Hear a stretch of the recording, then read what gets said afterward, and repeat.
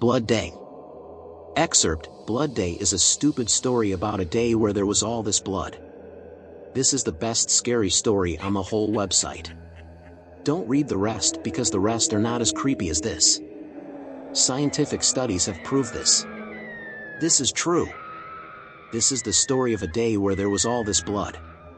A man was walking around and blood started coming out of him everywhere.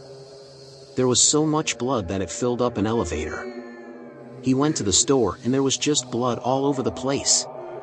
People were slipping in it and they were all grossed out. He tried to go swimming and all of the sharks went nuts and bitten everybody. He got chased by all the vampires ever. One time the blood got a kid and a dog.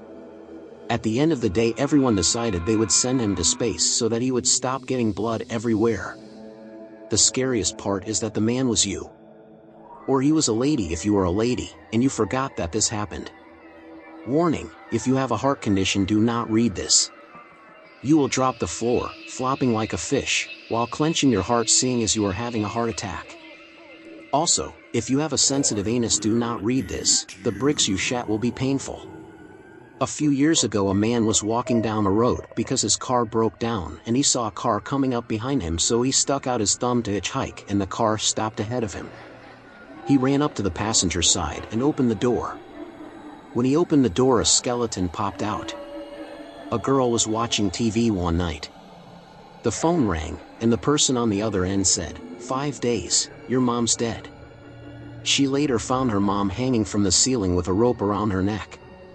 The next day, the phone rang again and the person said, "4 days, your dad's dead."